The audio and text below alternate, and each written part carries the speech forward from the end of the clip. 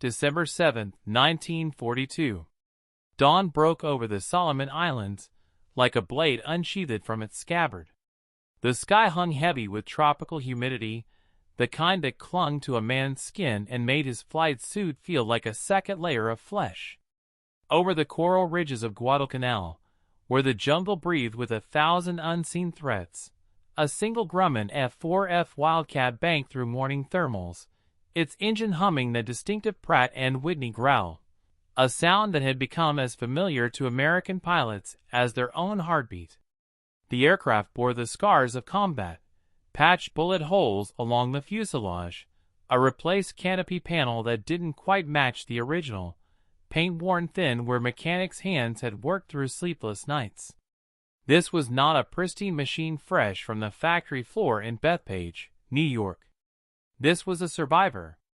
At the controls sat Captain Joseph Jacob Foss, though on this particular morning, the pilot was not Foss himself but one of the young men he had trained, schooled in the brutal arithmetic of aerial combat where hesitation measured the difference between life and a watery grave in the Pacific. The Wildcat climbed through scattered clouds, its stubby wings catching the first golden light of day.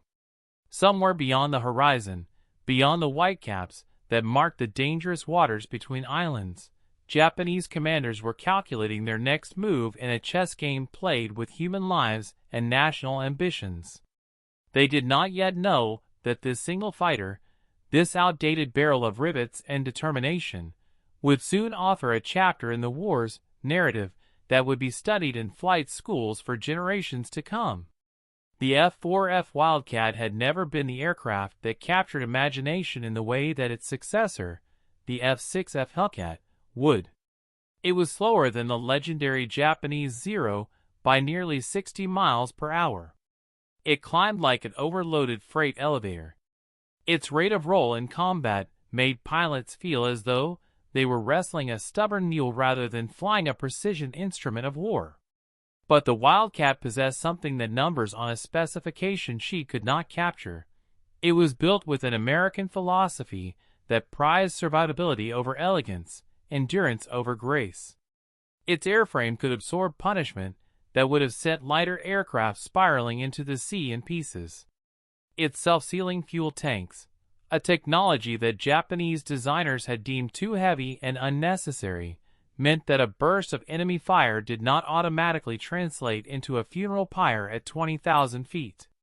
By December of 1942, the Pacific War had been raging for exactly 1 year.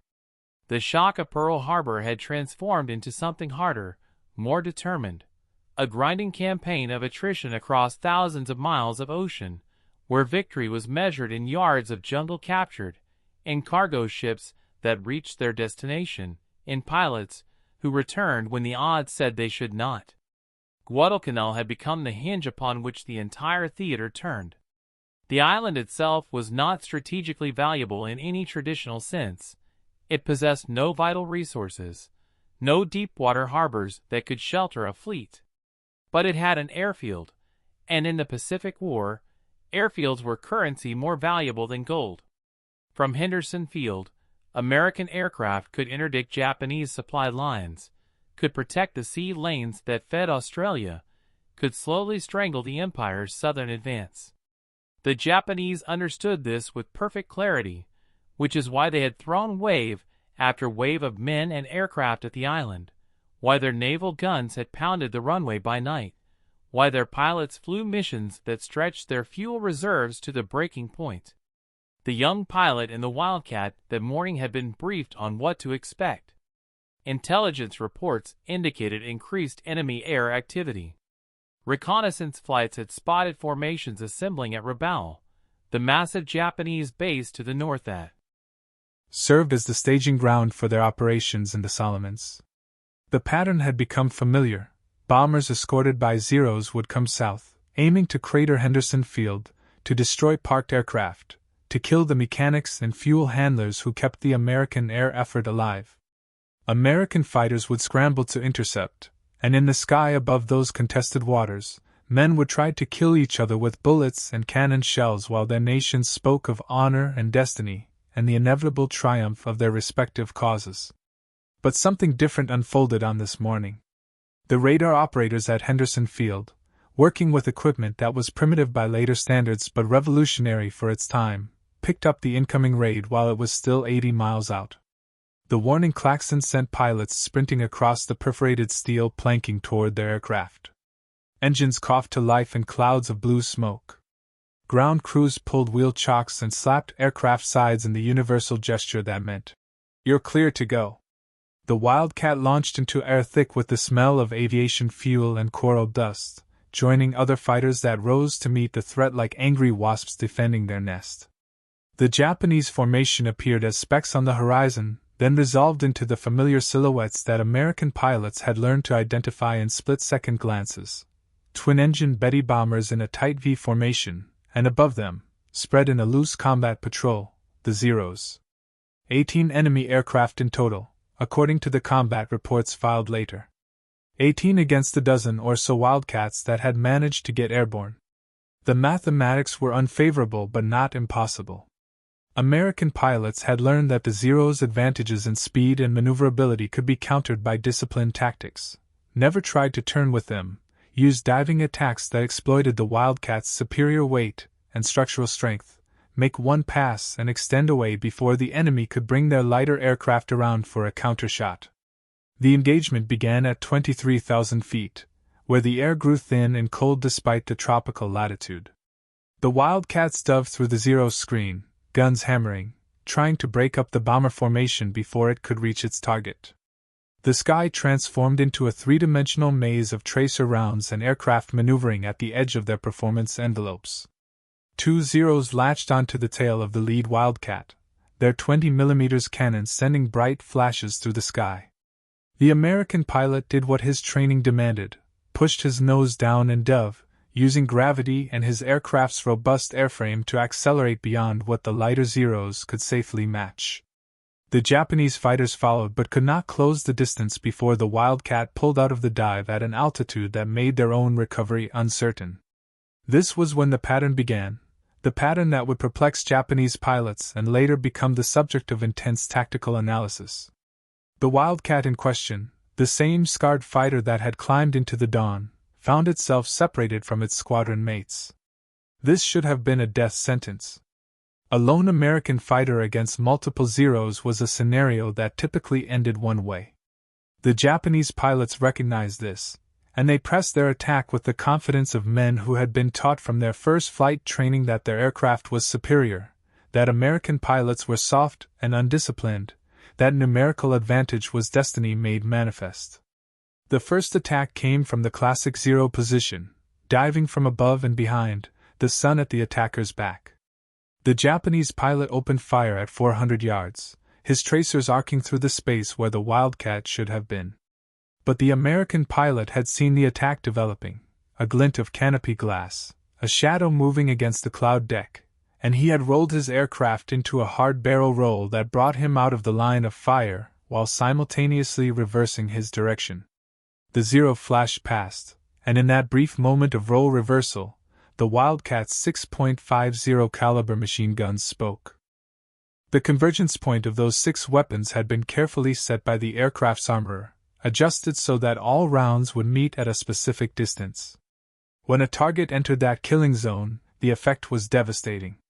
The Zero took hits along its wing root and engine cowling. It did not explode in the dramatic fashion of Hollywood films, but it began trailing smoke, and it fell away from the fight, its pilot making the hard choice between trying to reach friendly territory and the certainty of crashing into the sea. The Japanese formation adjusted. 2 more Zeros peeled off to deal with this impudent American who had just damaged one of their number. They came in from opposite sides, a scissoring attack meant to force the Wildcat into choosing which threat to face while the other gained a killing position. But the American pilot had learned his trade in the brutal school of actual combat, where textbook maneuvers met the chaos of real physics and human reaction times. He pulled his aircraft into a steep climb, using his engine's power and the Wildcat's ability to absorb punishment to climb into the thinner air where his aircraft's heavier wing loading actually provided an advantage. The 2 Zeros followed, but their attacks were no longer coordinated. One had climbed too steeply and bled off too much airspeed, while the other found himself staring at the Wildcat's tail rather than its vulnerable flank. The second Zero to make a pass came in with textbook precision, closing from a quartering angle that should have given the American pilot no escape route. The Zero's guns lit up at 300 yards. Rounds walked across the sky toward the Wildcat, and this time some found their mark. The American aircraft shuddered as 7.7mm rounds punched through wing metal, as a 20mm cannon shell detonated against the armored seat back that protected the pilot from rear attacks. The Wildcat's rugged construction absorbed the hits. Self-sealing fuel tanks prevented a catastrophic fire. The engine continued its steady roar, unperturbed by damage that would have brought down lighter aircraft. The American pilot felt the impacts, felt the controls grow slightly heavier as hydraulic fluid began seeping from severed lines, but his aircraft remained flyable. He stood on his rudder pedals, kicked the Wildcat into a skidding turn that threw off the Zero's tracking solution, and again those 6 machine guns found their voice. This time the effect was immediate and final. The Zero pilot had made the classic mistake of following his target through a maneuver without considering his position relative to the other American aircraft, which had now rejoined the fight. He found himself in a crossfire, taking rounds from 2 different angles. His aircraft's fuel tank, unprotected by the rubber lining that American designers had made standard equipment, erupted into flame. The Zero became a meteor falling toward the sea, a bright orange streak against the blue water far below. 10 attacks.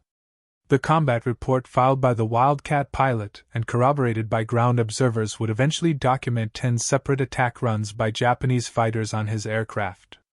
10 times, Zero pilots lined up their sights, squeezed their triggers, and expected to see the American fighter disintegrate or plunge earthward trailing fire.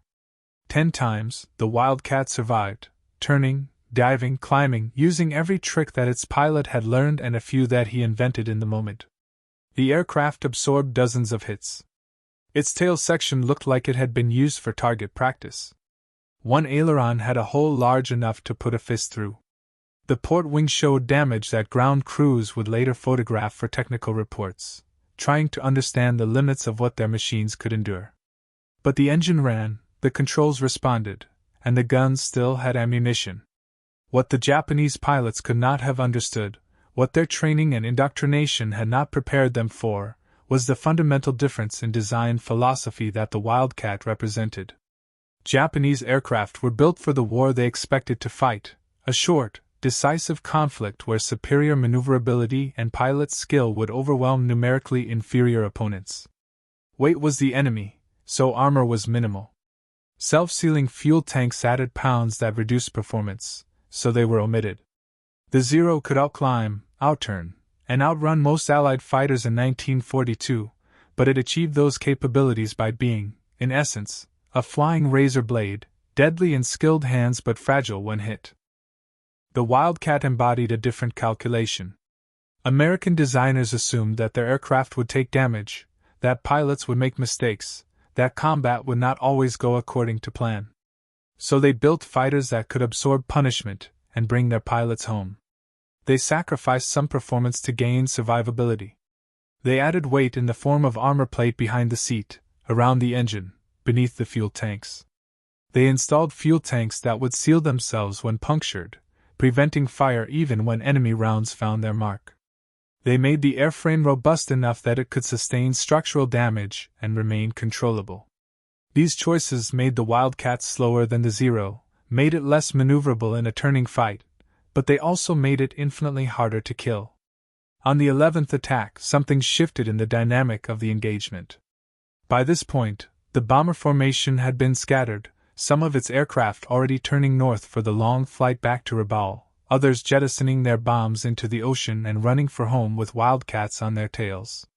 The Japanese fighter pilots, who had begun the engagement with confidence born of past victories and superior aircraft specifications, now approached the lone American with something closer to caution. They had watched 2 of their squadron mates go down. They had poured hundreds of rounds into a single enemy fighter and watched it continue flying. This did not match what they had been told to expect. American pilots were supposed to be inferior. American aircraft were supposed to crumble under the discipline of Japanese gunnery. The 11th attack was less aggressive, more tentative. The Zero pilot made a high side pass, firing a long burst from beyond optimal range, then breaking away before the Wildcat could respond. It was the action of a man who no longer fully believed in his invincibility, who had seen the gap between doctrine and reality and found it troubling. The rounds went wide. The Wildcat continued its steady flight, nursing damaged controls, conserving ammunition, waiting. The 12th attack came from a Japanese pilot who had either not witnessed the previous engagement, or who possessed the kind of aggressive spirit that Japanese flight training cultivated above all else. He came in fast and committed, boring straight toward the Wildcat's 6 o'clock position with no fancy maneuvering, no attempt at deception. It was a gun run in its purest form: point the nose at the target, close to knife fighting range, and pull the trigger. At 200 yards, his 20mm cannons and machine guns opened up. At 150 yards, the American pilot could see the muzzle flashes from the Zero's wings. At 100 yards, with the Japanese fighter filling his rearview mirror and rounds hammering into his aircraft's empennage, the American pilot executed a maneuver that other pilots would discuss in the ready room for weeks afterward. He chopped his throttle to idle, simultaneously dropping his landing gear and extending his flaps. The effect was like throwing out an anchor at highway speed. The Wildcat's airspeed bled away so rapidly that the Zero pilot, committed to his high-speed run, found himself flying past his target rather than behind it. For a fraction of a second, the two aircraft were side by side, canopy to canopy, close enough that the pilots could have seen each other's faces if they had been looking. But the American pilot was not looking at his enemy. He was looking at his gun sight, which now framed the Zero perfectly. His thumb found the firing button on his control stick. 6.50 caliber machine guns, synchronized to pour their fire into a concentrated cone, unleashed a burst at point-blank range.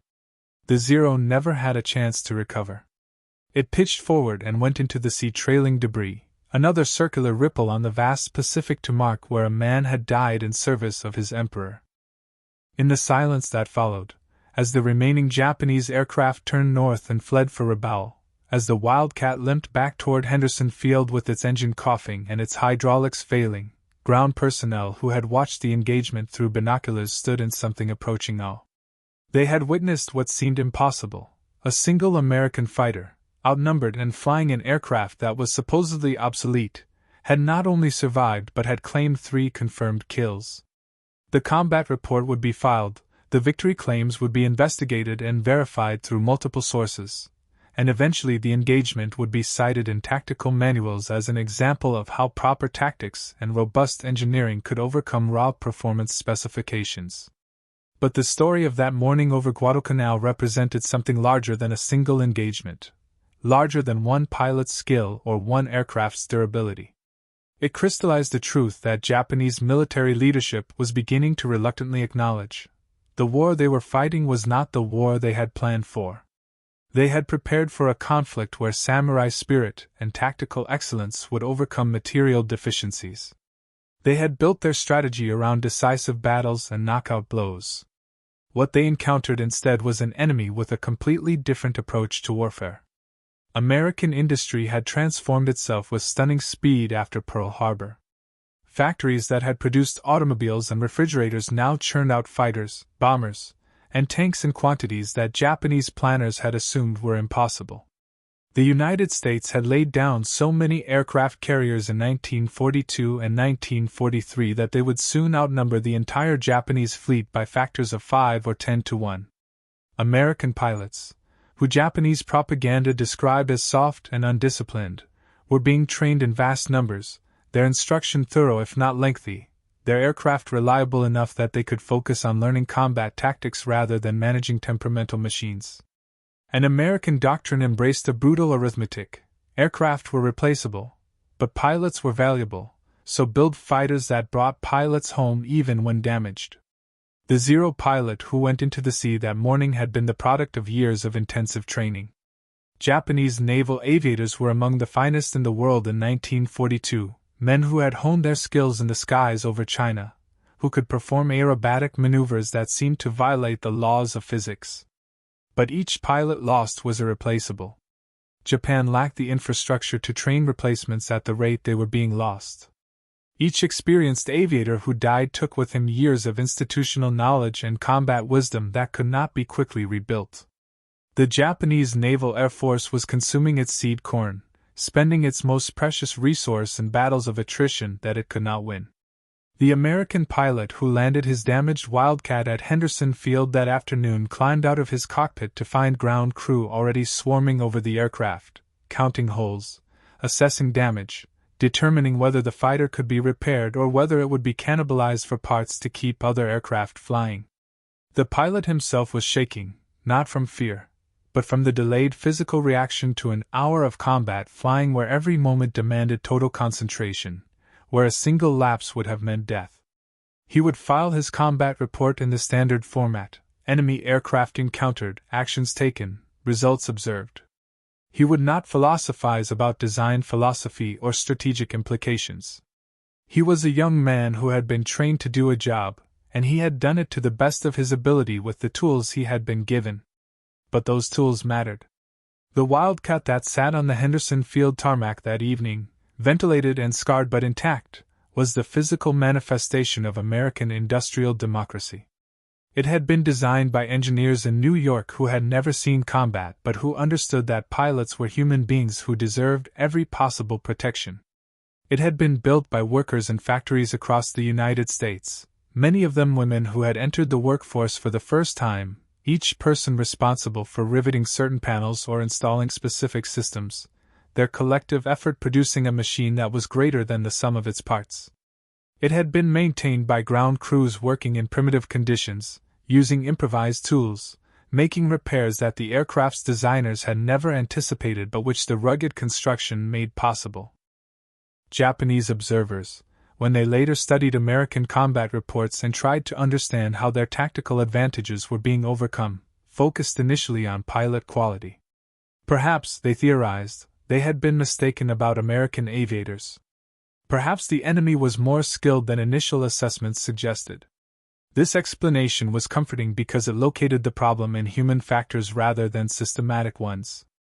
But deeper analysis revealed the uncomfortable truth: American success was not primarily about individual skill, though that certainly mattered.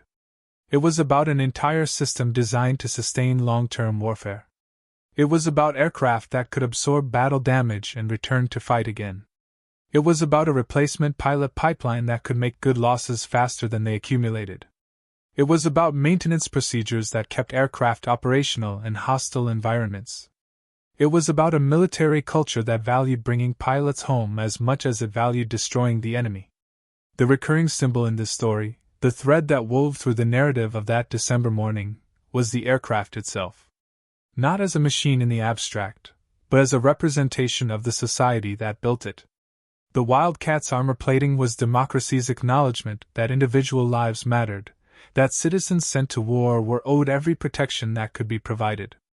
Its self-sealing fuel tanks were the application of scientific method to save lives rather than simply maximize kill ratios. Its robust airframe was American industrial excess turned to purpose, the willingness to use more material, to accept lower performance, to trade elegance for reliability. Every design choice reflected a value system that, however imperfectly realized in other domains, manifested clearly in how the nation equipped its warriors. The Japanese Zero, by contrast, was the product of a society that had industrialized rapidly but incompletely, that possessed pockets of technical excellence but lacked the deep industrial base to support total war.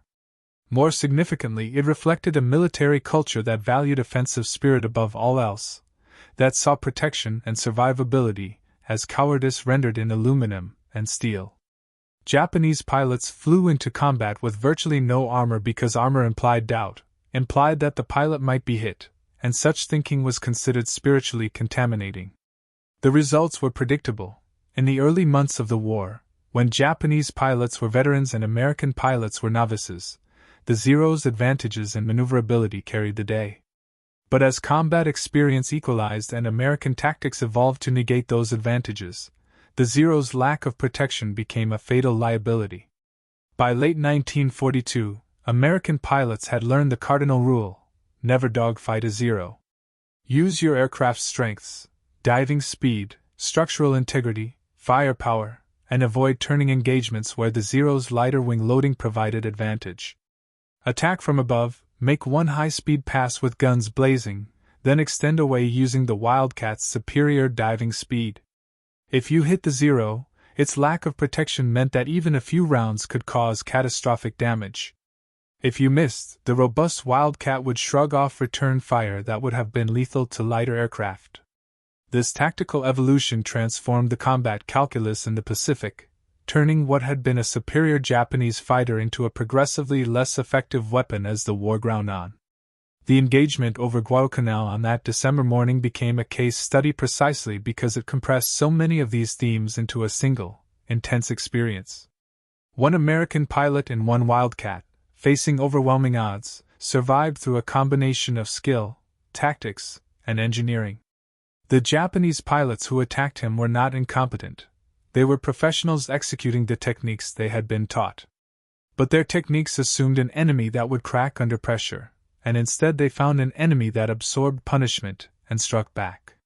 Their aircraft gave them advantages in speed and turning, but those advantages meant nothing if they could not translate hits into kills, and the Wildcat's construction made that translation difficult. Guadalcanal itself would drag on for months after this engagement, a grinding campaign where both sides fed men and material into a meat grinder that ran day and night. But the outcome was never truly in doubt after the first months. The United States could replace losses faster than they accumulated. Japan could not. Every irreplaceable veteran pilot lost over the Solomons was one fewer instructor to train the next generation.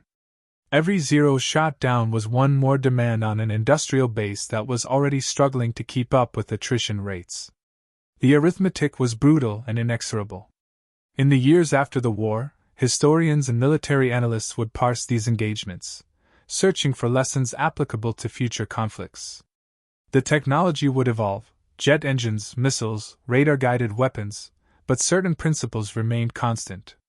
Nations that invested in protecting their personnel, that built systems for long-term attrition rather than short-term dominance, that valued sustainable excellence over dramatic superiority, these nations tended to prevail in extended conflicts. The Wildcat's survival that morning was not an anomaly or a stroke of luck. It was the predictable result of design choices made by engineers who understood that wars were won not in single glorious battles but in the accumulated weight of 1,000 smaller engagements. The symbolic weight of that scarred Wildcat, sitting on Henderson Field as the sun set on December 7, 1942, extended beyond military hardware into the realm of ideology. The aircraft represented a particular vision of how democracies wage war, reluctantly, but once committed, with overwhelming material advantage and a systematic approach that ground down opponents through sheer resource depth. This was not the romanticized vision of warfare that Japanese military culture celebrated, with its emphasis on spirit and sacrifice. It was instead a pragmatic, almost industrial approach that treated war as a problem to be solved through logistics, engineering, and sustained effort. Japanese military leadership had fundamentally misunderstood this aspect of American character. They had observed American isolationism in the 1930s and concluded that the United States lacked the will to fight a determined opponent. They had noted American luxury and material abundance, and assumed it produced soft soldiers. What they failed to grasp was that American industrial capacity, once mobilized, could produce material abundance in the context of warfare just as it had in peacetime. The same factories that made Americans the most automobile-rich society on Earth could pivot to making them the most aircraft-rich military on Earth. The same engineering culture that had created assembly lines for consumer goods could create assembly lines for fighters and bombers. As night fell over Guadalcanal, the day's combat reports began their journey up the chain of command, eventually reaching staff officers who would collate multiple such reports into intelligence assessments about enemy tactics and capabilities. The story of the Wildcat that survived 12 attacks would be noted, filed, and studied. Training curricula would be adjusted. Tactical doctrines would be refined. Future pilots would learn from this engagement, and some of them would survive their own desperate encounters because of lessons extracted from this one. The Japanese pilot who went down with his Zero that morning left behind no such legacy. His death would be noted in official records, his family would be notified through formal channels, and eventually his name would be inscribed at Yasukuni Shrine among the war dead. But the tactical lesson his death should have taught, that Japanese aircraft needed better protection, that offensive spirit alone could not overcome material disadvantage, this lesson was either not learned or not acted upon. Japan continued building Zeros with minimal armor and unprotected fuel tanks because retooling production would have required resources that the Empire did not possess. They were locked into a design philosophy that had been optimized for a short war, and they were now fighting a long one. In the vast historiography of World War II, individual aerial engagements rarely merit extended attention. The Pacific Theater alone saw thousands of such encounters, each one involving men who believed they were fighting for something larger than themselves, each one potentially decisive for the individuals involved even if statistically insignificant in the broader conflict. Yet this particular engagement over Guadalcanal contained within it the essential narrative of the Pacific War in microcosm, Japanese tactical excellence and aircraft performance meeting American material abundance and systematic thinking, with the outcome determined not by a single factor but by the accumulated weight of many small advantages that compounded over time. The Wildcat itself would eventually be superseded by better aircraft. The F4F Wildcat, which began reaching fleet squadrons in 1943, was faster, more maneuverable, and even better protected than its predecessor. American aircraft design continued to evolve, incorporating lessons learned in combat, benefiting from technological advances, and always maintaining that core focus on survivability. The Japanese would continue to produce variants of the Zero throughout the war, making incremental improvements, but never fundamentally addressing its vulnerability to battle damage. By 1945, experienced Japanese pilots were scarce enough that the Empire resorted to training young men for single-flight suicide missions, a final desperation that revealed how completely the attrition strategy had devastated Japan's air forces. But on that December morning in 1942, as the damaged Wildcat taxied to its revetment, and its pilot climbed out to solid ground, the end of the war was still years away and far from certain. What was certain was that a young American pilot had faced combat against superior numbers, had been given an aircraft that protected him when he was hit, and had been trained in tactics that allowed him to fight effectively even when disadvantaged. He had survived because his nation had made choices about what mattered, not the most elegant fighter or the fastest aircraft, but the one that brought pilots home and could be produced in quantities that made individual losses sustainable. This was the arithmetic of democracy at war, unglamorous, methodical, and ultimately unstoppable. The Japanese military had gambled that spirit and skill could overcome material disadvantage, that a short, decisive war would spare them from the grinding attrition where America's industrial superiority would tell. They lost that gamble, and the proof lay scattered across the Pacific in sunken ships, in crashed aircraft, and in the combat reports of pilots who flew inferior aircraft by the numbers but superior aircraft by design philosophy. The Wildcat that survived 12 attacks was eventually repaired and returned to service. It would fly more combat missions over Guadalcanal and later other contested islands as the American advance moved north. Eventually it would be rotated back to training duties, where it would teach a new generation of pilots the feel of combat maneuvering, the discipline of gunnery, the procedures that kept men alive. When the war ended, it would be surplus property, likely sold for scrap or abandoned at some remote airfield to slowly corrode in tropical weather. But its story, captured in combat reports and pilot debriefings, would persist. It would become one of hundreds of small narratives that collectively told the larger story of how democracies, slow to anger but comprehensive in response, wage and win wars of survival. The sun set that evening over Henderson Field in the same spectacular fashion it always did in the South Pacific, painting the sky in oranges and purples that briefly made men forget they were in a combat zone. The damaged Wildcat sat in its revetment, ground crew working under portable lights to patch holes and replace damaged components.